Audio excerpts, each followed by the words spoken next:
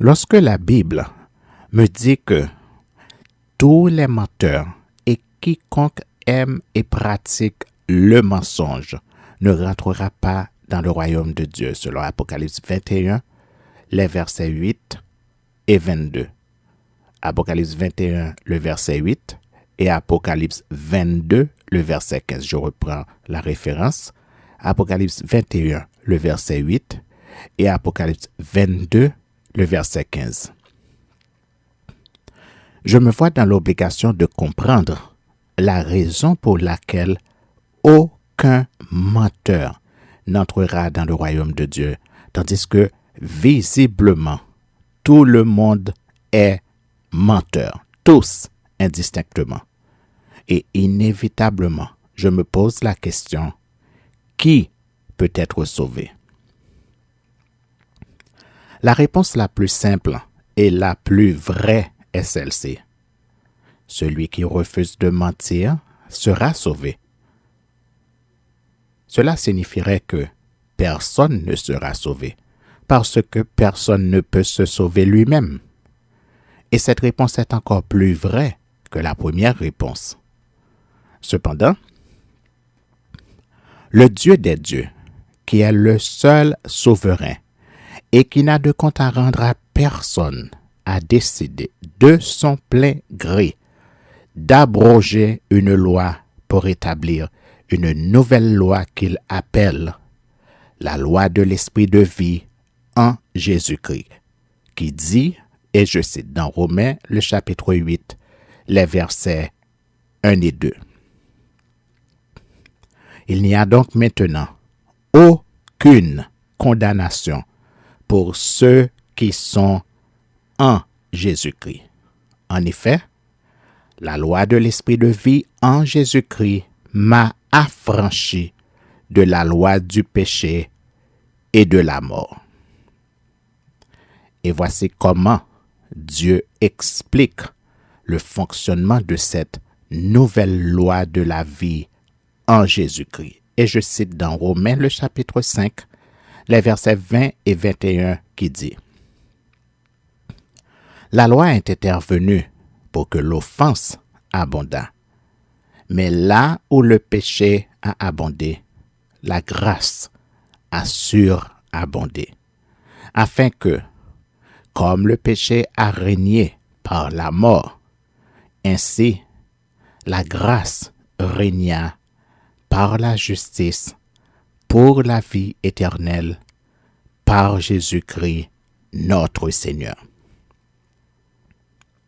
Et dans 1 Timothée, le chapitre 1er, les versets 14 et 15, nous lisons: La grâce de notre Seigneur a surabondé avec la foi et la charité qui est en Jésus-Christ. C'est une parole certaine et entièrement digne d'être reçue que Jésus-Christ est venu dans le monde pour sauver les pécheurs. Et tout cela est possible parce qu'il est également écrit, et je cite dans Jacques le chapitre 2, le verset 13, « Parlez et agissez comme devant être jugés par une loi de liberté, car le jugement est sans miséricorde pour qui n'a pas fait miséricorde. La miséricorde triomphe du jugement. » Dans Romains le chapitre 11 au verset 32, nous lisons: « Dieu a renfermé tous les hommes dans la désobéissance pour faire miséricorde à tous. » Et dans Romains le chapitre 9 au verset 16, nous lisons: « Dieu dit à Moïse, je ferai miséricorde à qui je fais miséricorde, et j'aurai compassion de qui j'ai compassion. » Ainsi donc, cela ne dépend ni de celui qui veut, ni de celui qui court, mais de Dieu qui fait miséricorde. Pourquoi Dieu condamnera tous les menteurs à l'enfer éternel? Pourquoi? C'est parce que un menteur a entraîné dans sa rébellion contre Dieu un tiers des anges de Dieu, selon Apocalypse 12, les versets 1 à 4. Un menteur a causé la mort du genre humain qui est de la race de Dieu et qui a été créé à l'image et à la ressemblance de Dieu, selon Genèse le chapitre 3, Acte 17 le verset 29 et Genèse 1er le verset 26. C'est parce que le Fils de Dieu est devenu péché pour nous à cause d'un menteur qui a séduit Ève afin de l'entraîner dans la désobéissance, selon 2 Corinthiens le chapitre 5 le verset 21 et Genèse le chapitre 3 le verset 13. C'est parce que Dieu est mort pour nous dans le corps de son Fils à cause des conséquences du péché causé par un menteur, selon 2 Corinthiens le chapitre 5 le verset 19, Colossiens le chapitre 1er les versets 21 et 22, Colossiens le chapitre 2 les versets 13 à 15 et 1 Pierre le chapitre 1er les versets 17 à 21. C'est parce que un menteur a causé la mort du genre humain et que le Christ a versé tout son sang pour nous racheter de la mort, selon Genèse le chapitre 3 le verset 1er, 1 Corinthiens le chapitre 15 le verset 3, Colossiens le chapitre 2 les versets 13 à 15 et 2 Pierre, 1 Pierre le chapitre 2 le verset 24 et Apocalypse le chapitre 1er le verset 5. C'est parce que Dieu nous ordonne de choisir la vie en refusant de mentir. Selon Colossiens le chapitre 3, les versets 1 à 9, 1 Timothée le chapitre 1er, les versets 9 à 11, Apocalypse le chapitre 21, les versets 8 et 27, Apocalypse le chapitre 22, le verset 15, et Éphésiens le chapitre 4, le verset 25. C'est parce que Dieu nous prévient que l'enfer a été créé pour le diable et pour ses anges. Et Dieu nous prévient que les menteurs sont des fils du diable, selon Matthieu le chapitre 25, le verset 41, et Jean le chapitre 8, le verset 44. Ce qui signifie que si un chrétien ne va pas en enfer à cause d'un mensonge, c'est par la grâce et la miséricorde de Dieu manifestée en Jésus-Christ qui nous a libérés de la loi du péché. Voilà la vérité. Satan le sait parfaitement et c'est la raison pour laquelle il fait tout ce qui est en son pouvoir pour nous maintenir loin de la vérité et pour faire de nous des menteurs exceptionnels, des menteurs professionnels, des menteurs patentés, des menteurs diplômés, des menteurs calibrés, des menteurs extraordinaires et des menteurs naturels, mais des menteurs point final. Dans quel but? Dans le but de nous entraîner en enfer avec lui. Tel père, tel fils, dit la Bible, dans 1 Jean le chapitre 4, le verset 17. Menteur il est, menteur tu seras. Point final. Troisième caractéristique de Satan le diable. Il est l'accusateur de nos frères en Jésus-Christ. Quand je ne connaissais pas encore très bien la parole de Dieu, je me disais souvent, je ne comprends pas. Est-ce que Dieu a perdu le contrôle de Satan? Est-ce qu'il y a deux dieux, un bon Dieu et un mauvais Dieu? Pourquoi Dieu a créé Satan, c'est-à-dire le mal? Dans le désert, Dieu avait parlé à Moïse, et je cite, dans Exode, le chapitre 33. Nous lirons tout le chapitre. Ça s'est passé juste avant que le peuple entre à Canaan. Exode, le chapitre 33. L'Éternel dit à Moïse, Va, pars d'ici, toi et le peuple que tu as fait sortir du pays d'Égypte. Monte vers le pays que j'ai juré de donner à Abraham, à Isaac et à Jacob en disant, je le donnerai à ta postérité. J'enverrai devant toi un ange, et je chasserai les Cananéens, les Amoréens, les Hétiens, les Phéréziens, les Héviens et les Jébusiens. Monte vers ce pays où coule le lait et le miel. Mais je ne monterai point au milieu de toi, de peur que je ne te consume en chemin, car tu es un peuple au cou ouade. Lorsque le peuple eut entendu ces sinistres paroles, il fut dans la désolation, et personne ne mit ses ornements. Et l'Éternel dit à Moïse, « Dites aux enfants d'Israël, vous êtes un peuple au cou ouade. Si je montais un seul instant au milieu de toi, je te consumerais. Ôte maintenant tes ornements de dessus toi, et je verrai ce que je te ferai. » Les enfants d'Israël se dépouillèrent de leurs ornements en s'éloignant du mont Horeb. Moïse prit la tente et la dressa hors du camp, à quelque distance.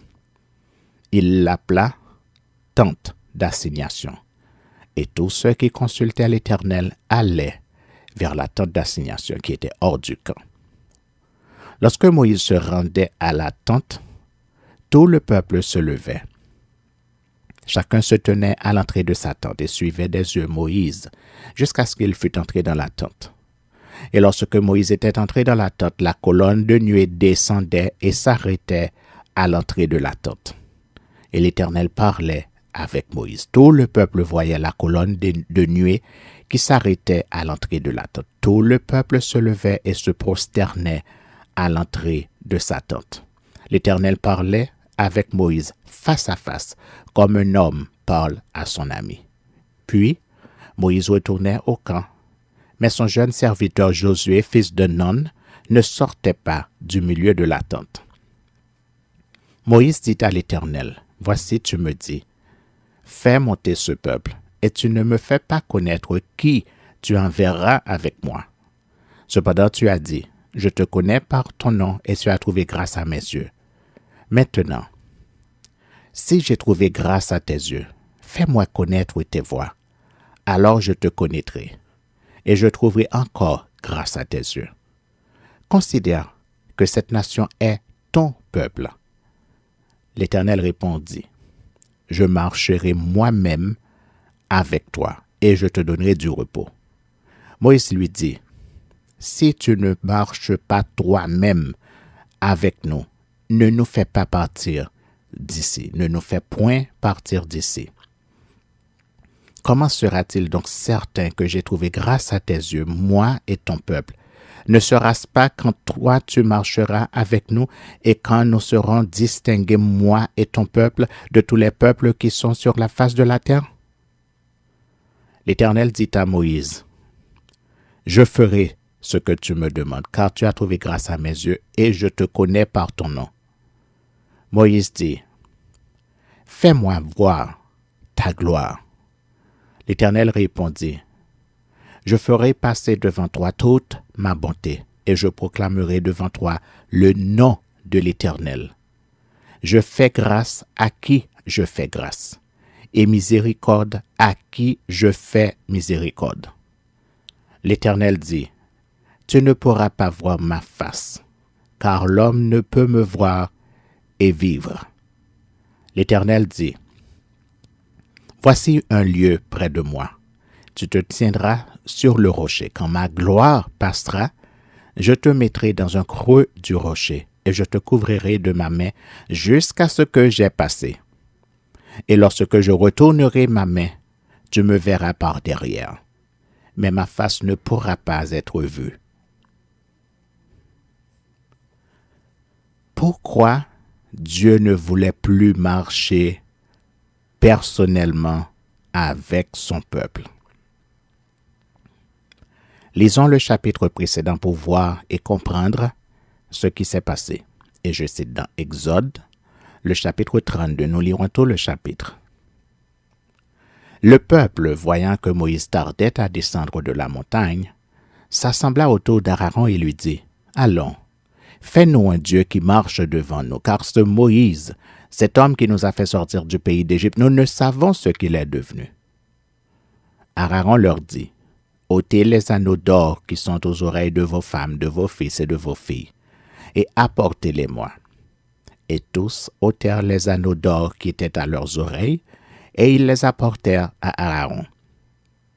Il les reçut de leurs mains, jeta l'or dans un moule, et fit un veau en fonte. Ils lui dirent, « Israël, voici ton Dieu qui t'a fait sortir du pays d'Égypte. » Lorsqu'Aaron vit cela, il bâtit un autel devant lui et il s'écria, « Demain, il y aura fête en l'honneur de l'Éternel. » Le lendemain, ils se levèrent de bon matin et ils offrirent des holocaustes et des sacrifices d'action de grâce. Le peuple s'assit pour manger et pour boire, puis ils se levèrent pour se divertir. L'Éternel dit à Moïse, « Va, descends, car ton peuple que tu as fait sortir du pays d'Égypte s'est corrompu. » Ils se sont promptement écartés de la voie que je leur avais prescrite. Ils se sont fait un veau en fonte, ils se sont prosternés devant lui, ils lui ont offert des sacrifices et ils ont dit, « Israël, voici ton Dieu qui t'a fait sortir du pays d'Égypte. » L'Éternel dit à Moïse, « Je vois que ce peuple est un peuple au cou roide. Maintenant, laisse-moi. Ma colère va s'enflammer contre eux, et je les consumerai. Mais je ferai de toi une grande nation. » Moïse implora l'Éternel son Dieu et dit, « Pourquoi, ô Éternel, ta colère s'enflammerait-elle contre ton peuple que tu as fait sortir du pays d'Égypte par une grande puissance et par une main forte? Pourquoi les Égyptiens diraient-ils, c'est pour leur malheur qu'il les a fait sortir? C'est pour les tuer dans les montagnes et pour les exterminer de dessus la terre. Reviens de l'ardeur de ta colère et repens-toi du mal que tu veux faire à ton peuple.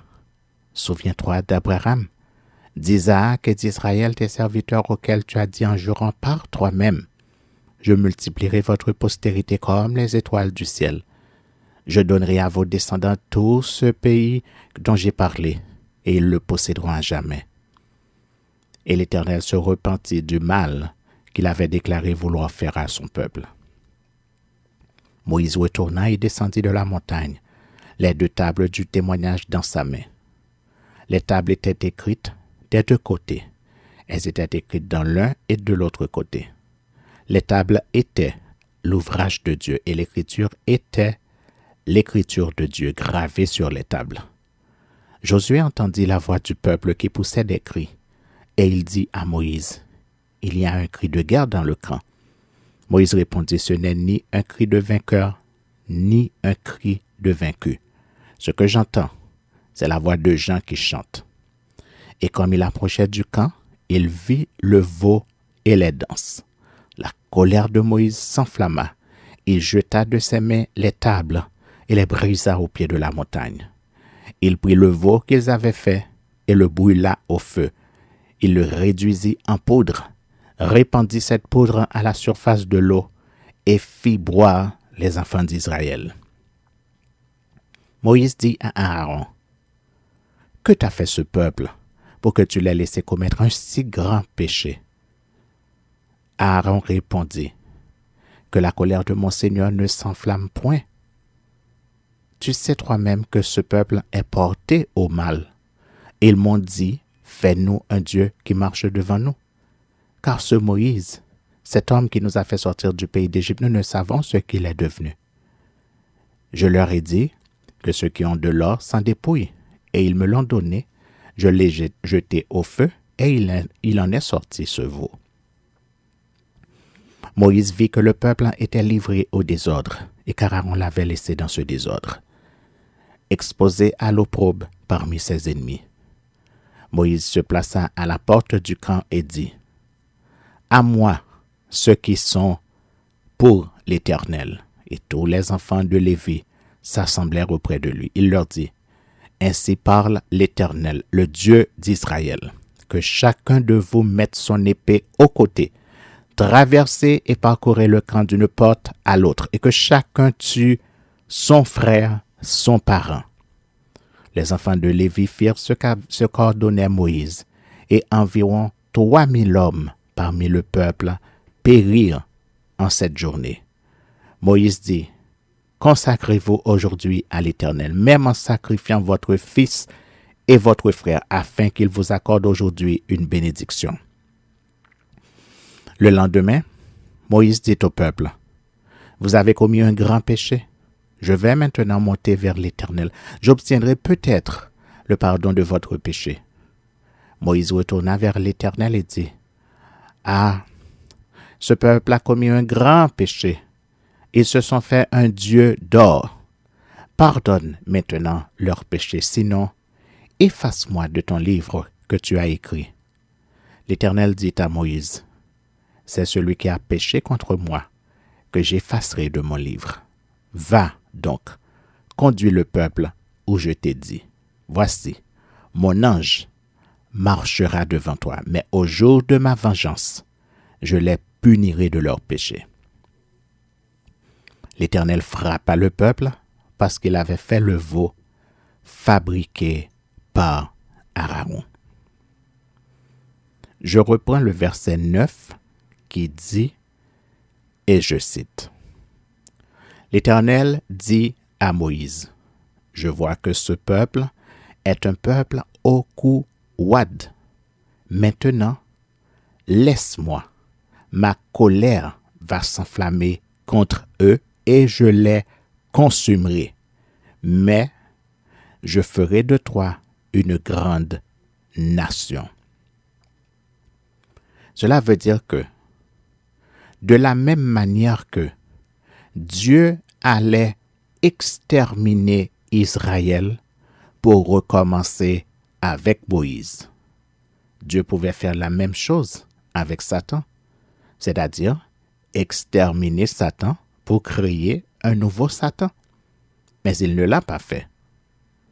Relisons également le verset 34 qui dit, et je cite, « Va donc, conduis le peuple où je t'ai dit. Voici, mon ange marchera devant toi, mais au jour de ma vengeance, je les punirai de leurs péchés. » Voilà. Toute l'explication est dans ce petit verset de la Bible, selon lequel il y aura un jour de vengeance du Dieu des dieux.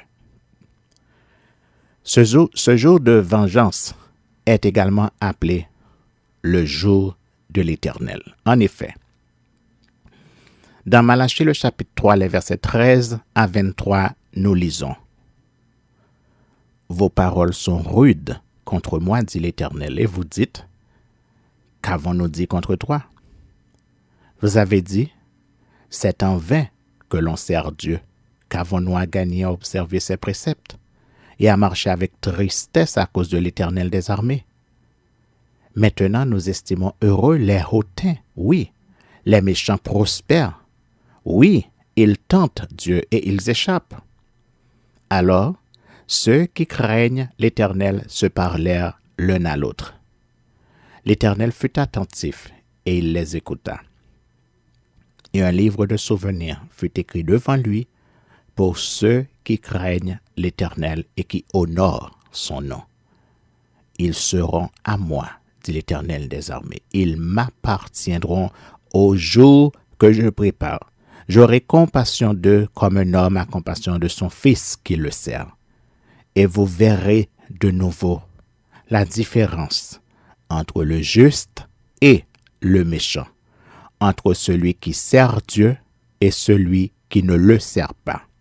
Car voici, le jour vient, ardent comme une fournaise. Tous les hautains et tous les méchants seront comme du chaume. Le jour qui vient les embrasera, dit l'Éternel des armées. Il ne leur laissera ni racine ni rameau. Mais pour vous qui craignez mon nom, se lèvera le soleil de la justice et la guérison sera sous ses ailes. Vous sortirez et vous sauterez comme les veaux d'une étable, et vous foulerez les méchants, car ils seront comme de la cendre sur la plante de vos pieds, au jour que je prépare, dit l'Éternel des armées. Souvenez-vous de la loi de Moïse, mon serviteur, auquel j'ai prescrit en Horeb pour tout Israël des préceptes et des ordonnances. Voici, je vous enverrai Élie le prophète, avant que le jour de l'Éternel arrive, ce jour grand et redoutable. Le verset 23 nous dit qu'Élie doit venir avant ce jour, avant ce grand jour, et Jésus nous dit qu'Élie est déjà venu et qu'ils ne l'ont pas reconnu. Je reprends. Le verset 23 nous dit qu'Élie doit venir avant ce grand jour. Et Jésus nous dit qu'Élie est déjà venu et qu'ils ne l'ont pas reconnu, selon Matthieu 17, le verset 12. Malachie nous dit que le jour de l'Éternel est un jour grand et redoutable. Dans Isaïe le chapitre 13 au verset 19, nous lisons, et je cite, « Sur une montagne nue, dressez une bannière, élevez la voix vers eux, faites des signes avec la main, et qu'ils franchissent les portes des tyrans. J'ai donné des ordres à ma sainte milice. J'ai appelé les héros de ma colère, ceux qui se réjouissent de ma grandeur. On entend une rumeur sur les montagnes, comme celle d'un peuple nombreux. On entend un tumulte de royaumes, de nations rassemblées. L'Éternel des armées passe en revue l'armée qui va combattre. Ils viennent d'un pays lointain, de l'extrémité des cieux. L'Éternel et les instruments de sa colère vont détruire toute la contrée. Gémissez, car le jour de l'Éternel est proche. Il vient comme un ravage du Tout-Puissant. C'est pourquoi toutes les mains s'affaiblissent et tout cœur d'homme est abattu. Ils sont frappés d'épouvante. Les spasmes et les douleurs les saisissent. Ils se tordent comme une femme en travail. Ils se regardent les uns les autres avec stupeur. Leurs visages sont enflammés.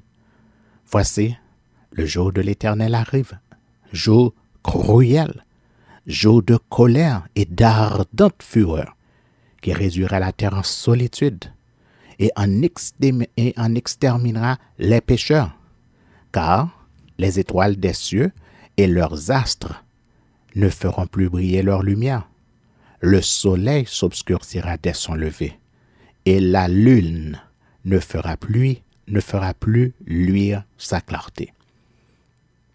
Je punirai le monde pour sa malice et les méchants pour leurs iniquités. Je ferai cesser l'orgueil des hautains et j'abattrai l'arrogance des tyrans. Je rendrai les hommes plus rares que leur faim. Je les rendrai plus rares que l'or d'Ophir. C'est pourquoi j'ébranlerai les cieux et la terre sera secouée sur sa base par la colère de l'Éternel des armées au jour de son ardente fureur. Le verset 9 nous dit que le jour de l'Éternel est un jour cruel, un jour de colère et un jour de fureur. Dans Joël le chapitre 2, les versets 1 à 13, nous lisons: Sonnez de la trompette en Sion, faites-la retentir sur ma montagne sainte, que tous les habitants du pays tremblent, car le jour de l'Éternel vient, car il est proche. Jour de ténèbres et d'obscurité, jour de nuées et de brouillard. Il vient comme l'aurore se répand sur les montagnes. Voici un peuple nombreux et puissant, tel qu'il n'y en a jamais eu et qu'il n'y en aura jamais dans la suite des âges.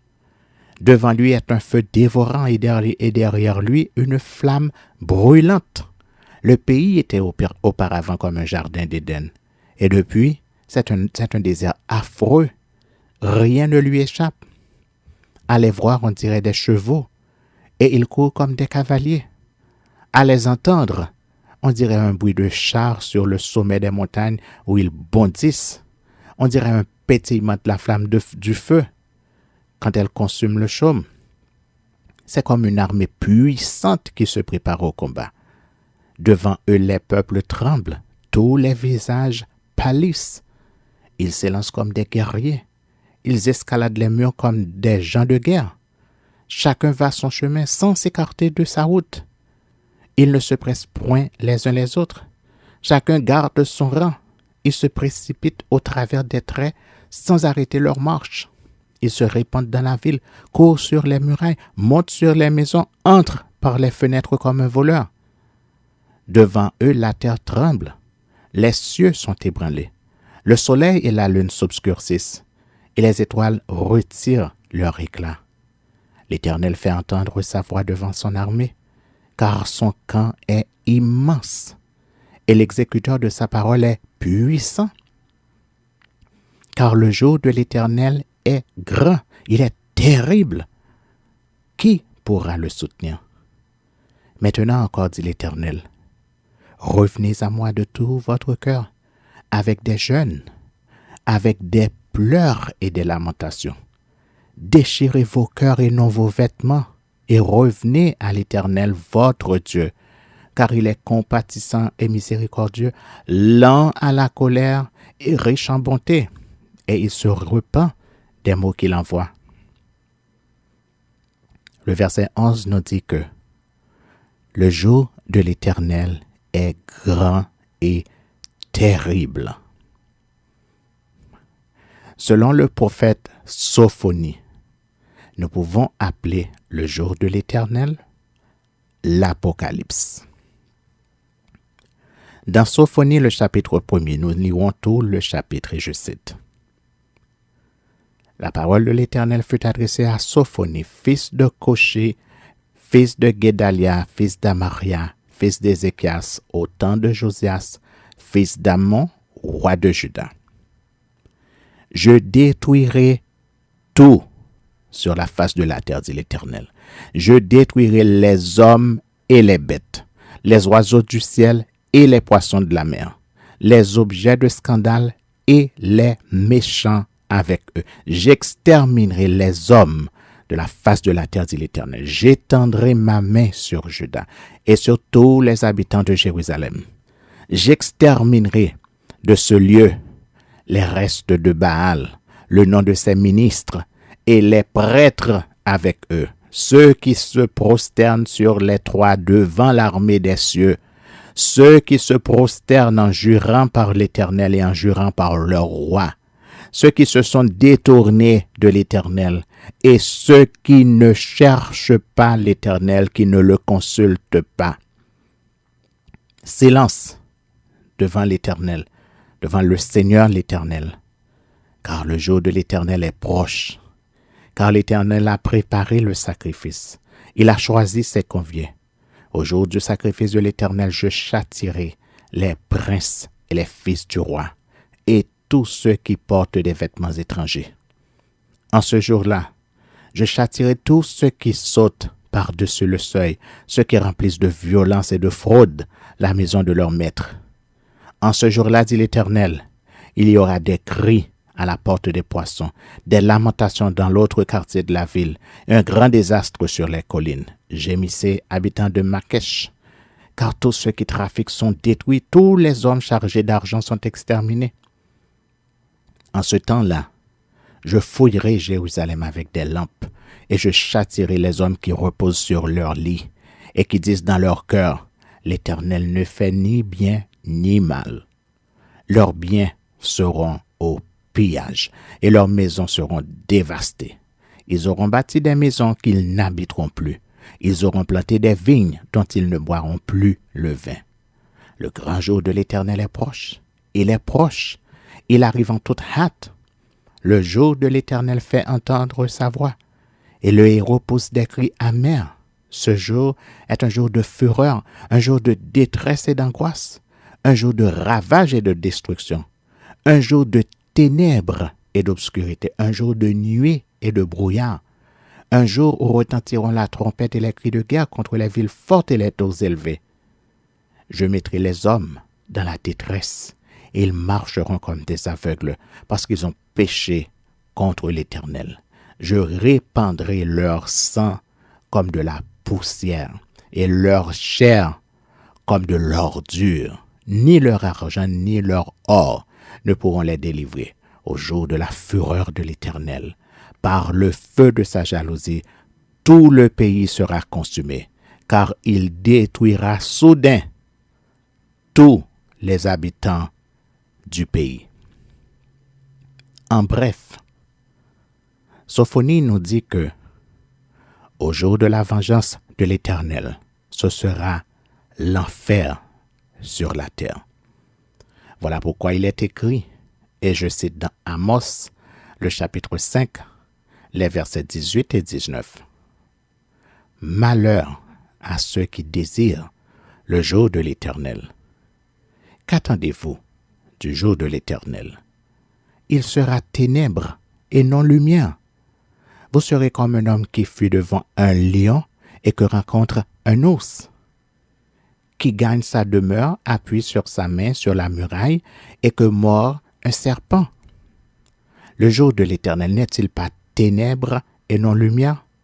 N'est-il pas obscur et sans éclat? Dans Joël, le chapitre 3, les versets 4 et 5, nous lisons: Le soleil se changera en ténèbres et la lune en sang avant l'arrivée du jour de l'Éternel, de ce jour grand et terrible. Alors, quiconque invoquera le nom de l'Éternel sera sauvé. Le salut sera sur la montagne de Sion à Jérusalem, comme a dit l'Éternel, et parmi les réchappés que l'Éternel appellera. Et ce jour approche. En effet, nous lisons dans Ézéchiel 30, le verset 3. Le jour approche, le jour de l'Éternel approche, jour ténébreux, ce sera le temps des nations. Dans Joël 1er, le verset 15, nous lisons: Ah, quel jour! Car le jour de l'Éternel est proche, il vient comme un ravage du Tout-Puissant. Sophonie 1er, les versets 14 et 15 nous dit, et je cite: Le grand jour de l'Éternel est proche, il est proche. Il arrive en toute hâte, le jour de l'Éternel.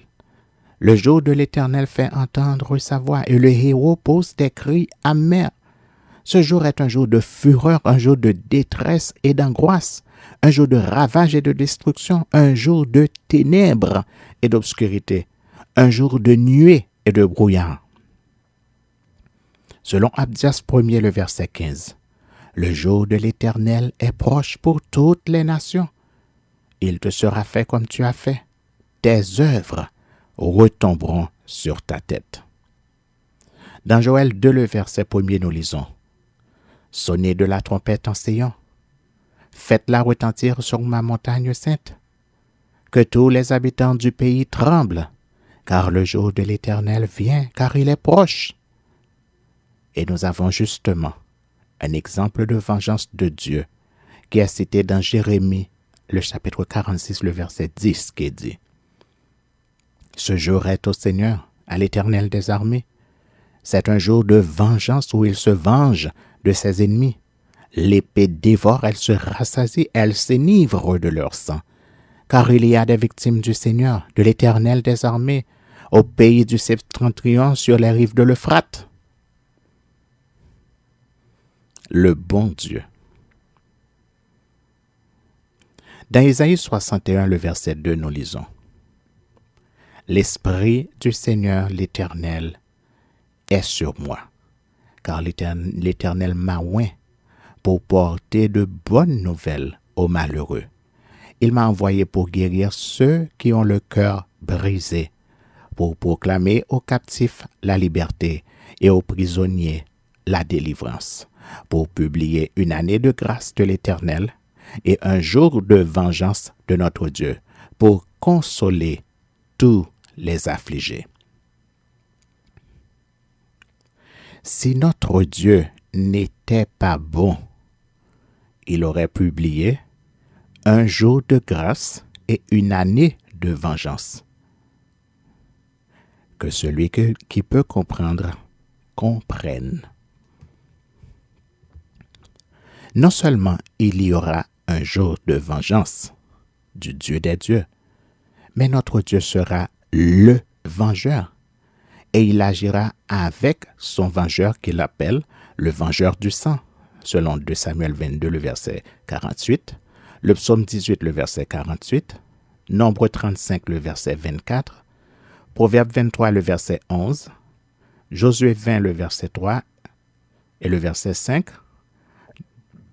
Deutéronome 19, le verset 12, Nombre 35, les versets 12 et 19, et Jérémie 50, le verset 34, pour ne citer que cela. J'ai cité ces textes pour vous montrer que Dieu a le contrôle de Satan. De la même manière qu'il est écrit, et je cite dans le psaume 29, le verset 10, « L'Éternel était sur son trône lors du déluge. L'Éternel sur son trône règne éternellement. » La vérité que nous devons comprendre est celle-ci, et nous lisons dans Proverbe chapitre 16, le verset 4. L'Éternel a tout fait pour un but, même le méchant pour le jour du malheur.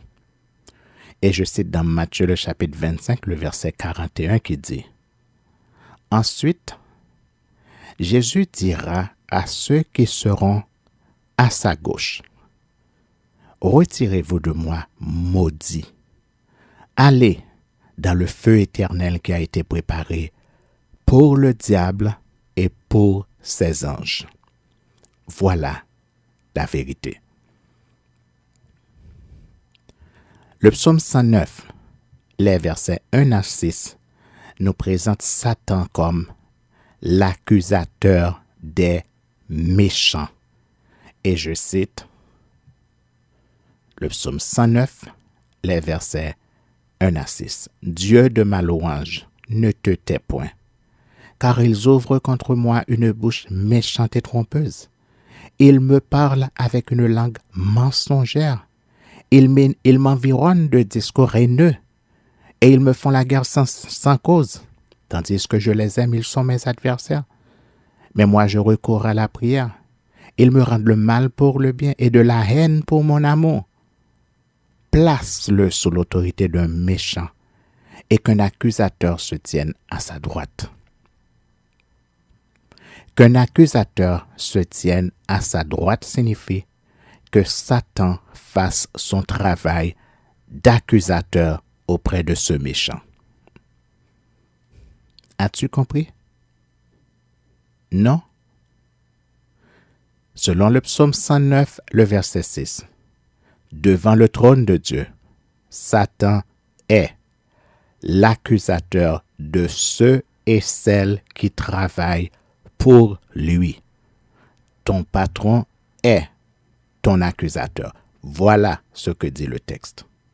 Contrairement aux chrétiens qui, eux, ont un avocat auprès de Dieu, et cet avocat s'appelle Jésus-Christ de Nazareth, celui qui a payé la rançon pour nos péchés, selon 1 Jean 2, le verset 1er, 1 Corinthiens 15, le verset 3, 1 Pierre 3, le verset 18, 1 Pierre 2, les versets 20 à 25, 1 Jean 2, le verset 2, Galates 1, les versets 3 et 4, et 1 Jean 4, les versets 9 et 10, pour ne citer que cela. Selon Apocalypse 12, le verset 10, Satan est l'accusateur des croyants et des chrétiens. Et je cite Apocalypse 12, le verset 10.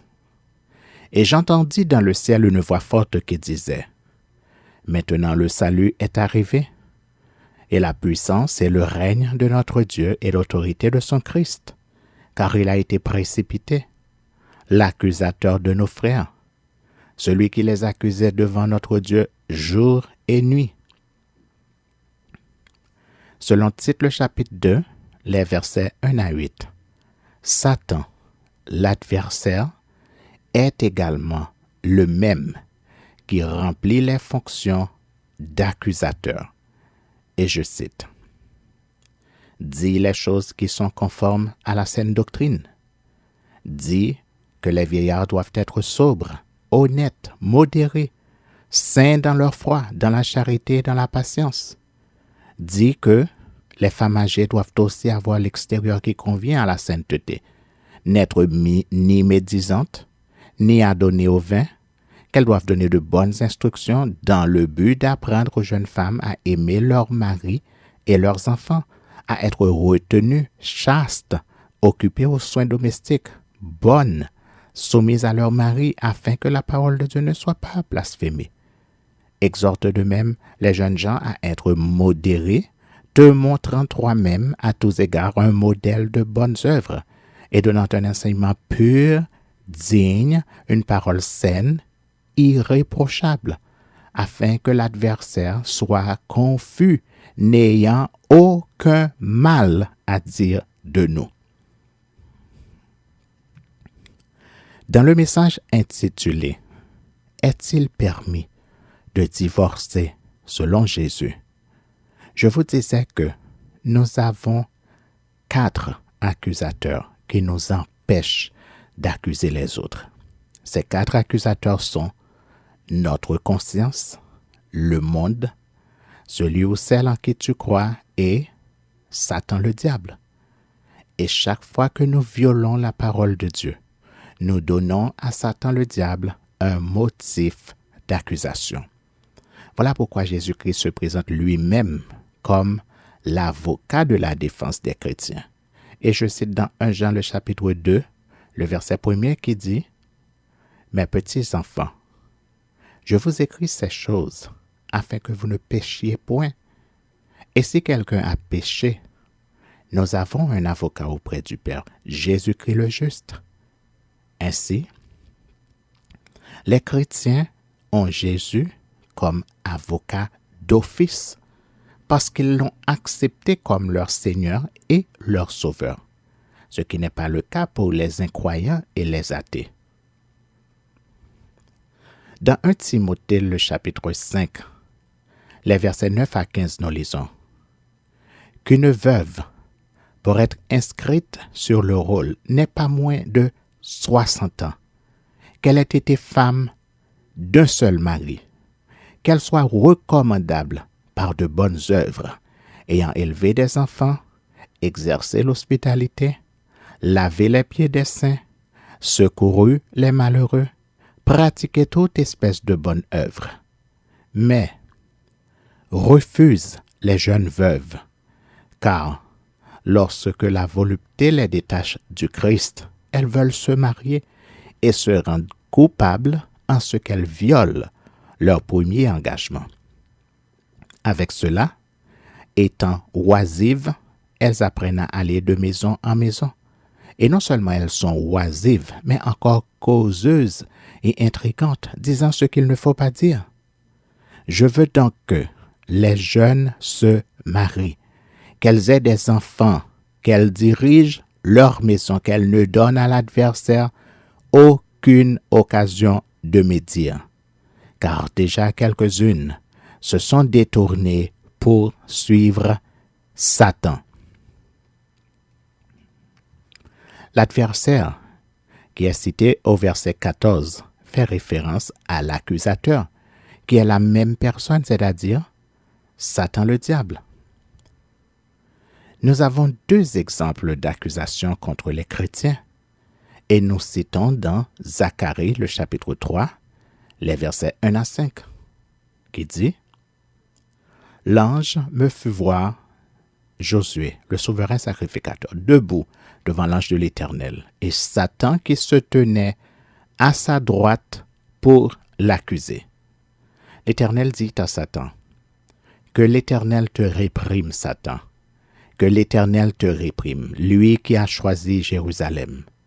N'est-ce pas là un tison arraché du feu? » Or Josué était couvert de vêtements sales, et il se tenait debout devant l'ange. L'ange prenant la parole dit à ceux qui étaient devant lui, « Ôtez-lui les vêtements sales. Puis il dit à Josué, « Vois, je t'enlève ton iniquité et je te revêt d'habits de fête. » Je dis, qu'on mette sur sa tête un turban pur. Et ils mirent un turban pur sur sa tête. Et ils lui mirent des vêtements. L'ange de l'Éternel était là. Dans ce texte, nous sommes en présence de 6 personnages. Le prophète Zacharie, le prophète Josué, Satan le diable, un ange, l'ange de l'Éternel et l'Éternel. Et pour la première fois, nous voyons dans cet ange de l'Éternel Jésus-Christ lui-même qui agit comme avocat auprès de Josué. Si vous lisez l'Ancien Testament, vous verrez rapidement que l'Éternel et l'ange de l'Éternel sont une seule et même personne. Pour l'instant, nous allons vous mettre la puce à l'oreille avec une seule référence pour vous mettre dans le bain. Et je cite dans le psaume 34, les versets 7 et 8. Quand un malheureux crie, l'Éternel entend et il le sauve de toutes ses détresses. L'ange de l'Éternel campe autour de ceux qui le craignent et il les arrache au danger. Dans Matthieu 18, les versets 18 à 20, nous lisons. Je vous le dis en vérité, tout ce que vous lirez sur la terre sera lié dans le ciel, et tout ce que vous délirez sur la terre sera délié dans le ciel. Je vous dis encore que si 2 d'entre vous s'accordent sur la terre pour demander une chose quelconque, elle leur sera accordée par mon Père qui est dans les cieux. Car là où 2 ou 3 sont assemblés en mon nom, je suis au milieu d'eux. Je vous laisse le temps de réfléchir. Deuxième exemple d'accusation. Dans Jude, le chapitre 1er, les versets 3 à 9, nous lisons, et je cite. « Bien-aimés, comme je désirais vivement vous écrire au sujet de votre salut commun, je me suis senti obligé de le faire afin de vous exhorter à combattre pour la foi qui a été transmise aux saints une fois pour toutes. Car il s'est glissé parmi vous certains hommes dont la condamnation est écrite depuis longtemps, des impies qui changent la grâce de notre Dieu en dissolution et qui renient notre seul Maître et Seigneur, Jésus-Christ. Je veux vous rappeler, à vous qui savez fort bien toutes ces choses, que le Seigneur, après avoir sauvé le peuple et l'avoir tiré du pays d'Égypte, fit ensuite périr les incrédules, qu'il a réservés pour le jugement du grand jour, enchaînés éternellement par les ténèbres. Les anges qui n'ont pas gardé leur dignité, mais qui ont abandonné leur propre demeure. Que Sodome et Gomorrhe et les villes voisines qui se livrèrent comme eux à l'impudicité et à des vices contre nature sont donnés en exemple, subissant la peine d'un feu éternel. Malgré cela, ces hommes aussi, entraînés par leur rêverie, souillent pareillement leur chair, méprisent l'autorité et injurient les gloires. Or, l'archange Michel, lorsqu'il contestait avec le diable et lui disputait le corps de Moïse, n'osa pas porter contre lui un jugement injurieux, mais il dit que le Seigneur te réprime. Eux, au contraire, ils parlent d'une manière injurieuse de ce qu'ils ignorent.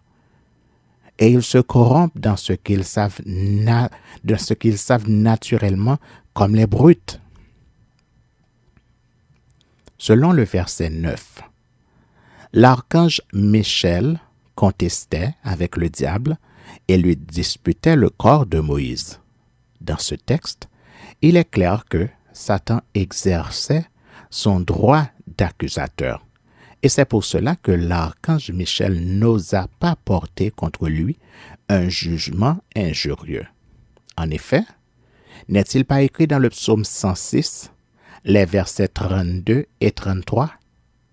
Les Israélites irritèrent l'Éternel près des eaux de Mériba, et Moïse fut puni à cause d'eux, car ils aigrirent son esprit, et il s'exprima légèrement des lèvres. Et dans le Deutéronome 32, les versets 48 à 52, nous lisons: Ce même jour, l'Éternel parla à Moïse et dit: Monte sur cette montagne d'Abarim, sur le mont Nebo au pays de Moab, vis-à-vis de Jéricho, et regarde le pays de Canaan que je donne en propriété aux enfants d'Israël. Tu mourras sur la montagne où tu vas monter, et tu seras recueilli auprès de ton peuple, comme Aaron ton frère est mort sur la montagne de Hor et a été recueilli auprès de son peuple. Parce que vous avez péché contre moi au milieu des enfants d'Israël près des eaux de Mériba à Kadès, dans le désert de Tsin, et que vous ne m'avez point sanctifié au milieu des enfants d'Israël. Tu verras le pays devant toi, mais tu n'entreras point dans le pays que je donne aux enfants d'Israël. En effet, il est également écrit de Aaron, et je cite dans Nombre 20, les versets 22 à 29. Toute l'assemblée des enfants d'Israël partit de Kadès et arriva à la montagne de Hor. L'Éternel dit à Moïse et à Aaron, vers la montagne de Hor, sur la frontière du pays d'Édom: Aaron va être recueilli auprès de son peuple, car il n'entrera point dans le pays que je donne aux enfants d'Israël, parce que vous avez été rebelles à mon ordre aux eaux de Mériba. Prends Aaron et son fils Éléazar et fais-les monter sur la montagne de Hor. Dépouille Aaron de ses vêtements et fais-les revêtir à Éléazar son fils. C'est là qu'Aaron sera recueilli et qu'il mourra. Moïse fit ce que l'Éternel avait ordonné. Ils montèrent sur la montagne de Hor aux yeux de toute l'assemblée. Moïse dépouilla Aaron de ses vêtements et il les fit revêtir à Éléazar son fils. Aaron mourut là, au sommet de la montagne. Moïse et Éléazar descendirent de la montagne. Toute l'assemblée vit qu'Aaron avait expiré, et toute la maison d'Israël pleura Aaron pendant 30 jours. Pourquoi Satan disputait le corps de Moïse avec l'archange Michel? Parce qu'il est écrit, et je cite dans 1 Corinthiens le chapitre 5, les versets 1 à 5, et je cite: On entend dire généralement qu'il y a parmi vous de l'impudicité, et une impudicité telle qu'elle ne se rencontre pas même chez les païens. C'est au point que l'un de vous a la femme de son père, et vous êtes enflé d'orgueil, et vous n'avez pas été plutôt dans l'affliction, afin que celui qui a commis cet acte fût ôté du milieu de vous. Pour moi, absent de corps mais présent d'esprit, j'ai déjà jugé, comme si j'étais présent, celui qui a commis un tel acte. Au nom du Seigneur Jésus, vous et mon esprit étant assemblés avec la puissance de notre Seigneur Jésus, qu'un tel homme soit livré à Satan pour la destruction de la chair, afin que l'esprit soit sauvé au jour du Seigneur Jésus. Qui ne se souvient pas que l'homme est une trinité composée du corps, de l'âme et de l'esprit? Toutefois, il est écrit, et je cite dans 1 Thessaloniciens le chapitre 5, les versets 23 et 24, que le Dieu de paix vous sanctifie lui-même tout entier, et que tout votre être, l'esprit, l'âme et le corps soient conservés irrépréhensibles lors de l'avènement de notre Seigneur Jésus-Christ. Celui qui vous a appelé est fidèle, et c'est lui qui le fera. Cela signifie que les trois doivent être conservés irrépréhensibles. Irrépréhensible signifie une chose ou une personne qui ne peut être accusée. Quelque chose ou quelqu'un qui est sans reproche. Quelqu'un que l'on ne peut reprendre ou blâmer. Les trois doivent être irrépréhensibles, dit la Bible. Et toi, tu veux croire que tu es libre de faire ce que tu veux avec ton corps? Vraiment?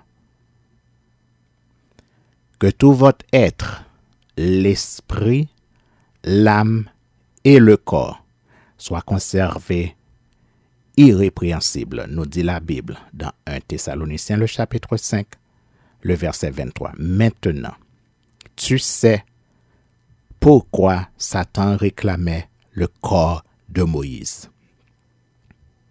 Souviens-toi de ce qui t'arrive lorsque tu meurs. Et je cite dans Ecclésiaste le chapitre 12, les versets 1, 5, 6 et 7. Souviens-toi de ton Créateur pendant les jours de ta jeunesse, avant que les jours mauvais arrivent et que les années s'approchent où tu diras « Je n'y prends point de plaisir », car l'homme s'en va vers sa demeure éternelle, et les pleureurs parcourent les rues, avant que le cordon d'argent se détache, avant que la poussière retourne à la terre comme elle y était, et que l'esprit retourne à Dieu qui l'a donné. D'après Ecclésiaste 12, les versets 1 à 7, lorsque tu meurs, le corps redevient poussière et retourne à la terre. L'esprit retourne à Dieu qui l'a donné, et l'âme quitte le corps et s'en va vers sa demeure éternelle. En effet, voici ce que nous lisons dans Job 33, le verset 4. L'Esprit de Dieu m'a créé, et le souffle du Tout-Puissant m'anime. Dans Job 27, le verset 3, nous lisons « Aussi longtemps que j'aurai ma respiration et que le souffle de Dieu sera dans mes narines. » Dans Isaïe 42, les versets 5 à 8, nous lisons « Ainsi parle l'Éternel, le Dieu d'Israël, qui a créé les cieux, qui les a déployés, qui a étendu la terre et ses productions, qui a donné la respiration à ceux qui la peuplent, et le souffle à ceux qui y marchent. Moi, l'Éternel, je t'ai appelé pour le salut, et je te prendrai par la main. Je te garderai et je t'établirai pour traiter alliance avec le peuple, pour être la lumière des nations, pour ouvrir les yeux des aveugles, pour faire sortir de prison le captif et de leur cachot ceux qui habitent dans les ténèbres. Je suis l'Éternel, c'est là mon nom, et je ne donnerai pas ma gloire à un autre, ni mon honneur aux idoles. Dans Genèse 3, 19, nous lisons « C'est à la sueur de ton visage que tu mangeras du pain, jusqu'à ce que tu retournes dans la terre où tu as été pris, car tu es poussière, et tu retourneras dans la poussière. » Dans Matthieu 10, les versets 24 à 33, nous lisons « Le disciple n'est pas plus que le maître, ni le serviteur plus que son Seigneur. Il suffit au disciple d'être traité comme son maître et au serviteur comme son Seigneur. S'ils ont appelé le maître de la maison Belzébul, à combien plus forte raison appelleront-ils aussi ainsi les gens de sa maison?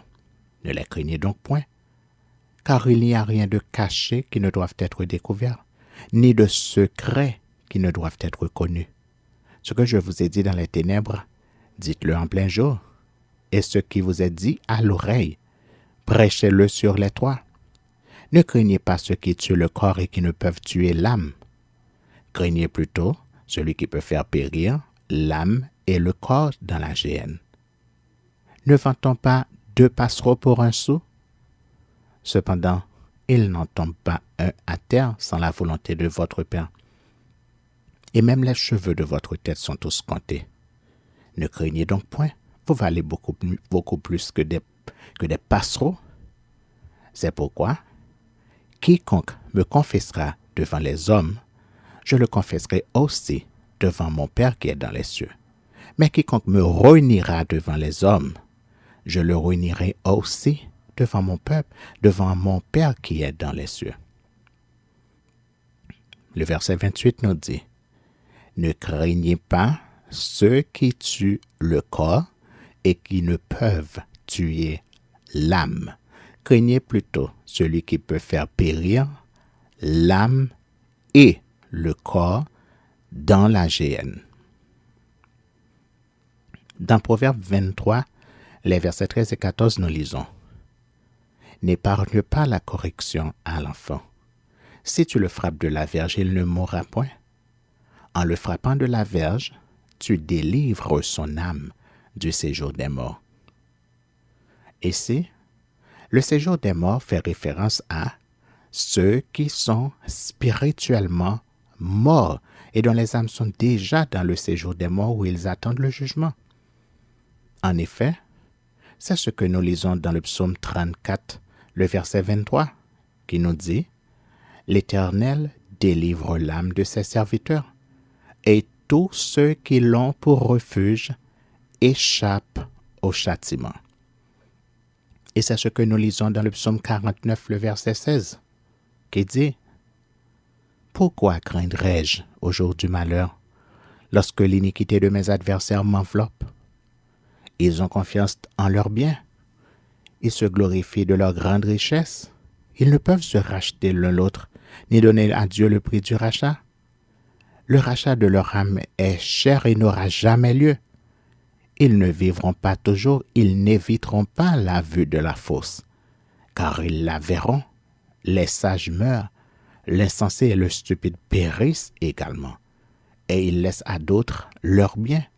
Ils s'imaginent que leurs maisons seront éternelles, que leurs demeures subsisteront d'âge en âge, eux dont les noms sont honorés sur la terre. Mais l'homme qui est en honneur n'a point de durée. Il est semblable aux bêtes que l'on égorge, telle est leur foi, leur folie, et ceux qui les suivent se plaisent à leur discours. Comme un troupeau, ils sont mis dans le séjour des morts. La mort en fait sa pâture, et bientôt les hommes droits les foulent aux pieds. Leur beauté s'évanouit, le séjour des morts est leur demeure. Mais Dieu sauvera mon âme du séjour des morts, car il me prendra sous sa protection. Ne sois pas dans la crainte, parce qu'un homme s'enrichit, parce que les trésors de sa maison se multiplient, car il n'emporte rien en mourant. Ces trésors ne descendent point après lui. Il aura beau s'estimer heureux pendant sa vie. On aura beau te louer des jouissances que tu donnes. Tu iras néanmoins au séjour de tes pères qui jamais ne reverront la lumière. L'homme qui est en honneur et qui n'a pas d'intelligence est semblable aux bêtes que l'on égorge.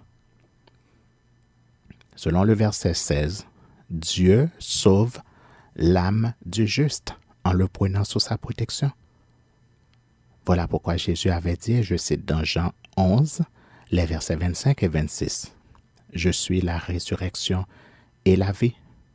Celui qui croit en moi vivra, quand même il serait mort. Et quiconque vit et croit en moi ne mourra jamais. » Et Jésus avait ajouté, et je cite dans Apocalypse, le chapitre 1er, le verset 18. « Je me retournai pour connaître quelle était la voix qui me parlait. Et après m'être retourné, je vis 7 chandeliers d'or, et au milieu des 7 chandeliers, quelqu'un qui ressemblait à un fils d'homme, vêtu d'une longue robe, et ayant une ceinture d'or sur la poitrine. Sa tête et ses cheveux étaient blancs comme de la laine blanche, comme de la neige. Ses yeux étaient comme une flamme de feu. Ses pieds étaient semblables à de l'airain ardent, comme s'il eût été embrasé dans une fournaise. Et sa voix était comme le bruit de grandes eaux. Il avait dans sa main droite 7 étoiles. De sa bouche sortait une épée aiguë à 2 tranchants, et son visage était comme le soleil lorsqu'il brille dans sa force. Quand je le vis, je tombai à ses pieds comme mort. Il posa sur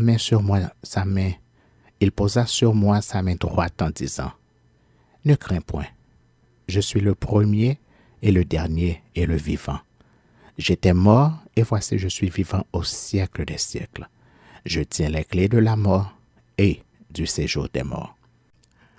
Le verset 5 de Apocalypse 1er nous dit, et je cite, Jésus-Christ, le témoin fidèle, le premier-né des morts et le prince des rois de la terre, à celui qui nous aime, qui nous a délivrés de nos péchés par son sang.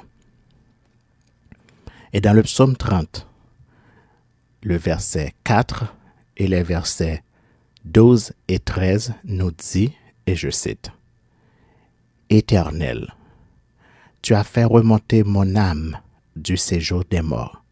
Tu m'as fait revivre loin de ceux qui descendent dans la fosse, et tu as changé mes lamentations en allégresse. Tu as délié mon sac, tu m'as ceint de joie, afin que mon cœur te chante et ne soit pas muet. Éternel, mon Dieu, je te louerai toujours. Et encore, nous lisons dans le psaume 86, les versets 6 à 13. Éternel, prête l'oreille à ma prière. Sois attentif à la voix de mes supplications. Je t'invoque au jour de ma détresse, car tu m'exauces. Nul n'est comme toi parmi les dieux, Seigneur, et rien ne ressemble à tes œuvres. Toutes les nations que tu as faites viendront se prosterner devant ta face, Seigneur, et rendre gloire à ton nom, car tu es grand et tu opères des prodiges. Toi seul, tu es Dieu. Enseigne-moi tes voies, ô Éternel. Je marcherai dans ta fidélité. Dispose mon cœur à la crainte de ton nom. Je te louerai de tout mon cœur, Seigneur mon Dieu, et je glorifierai ton nom à perpétuité, car ta bonté est grande envers moi, et tu délivres mon âme du séjour profond des morts.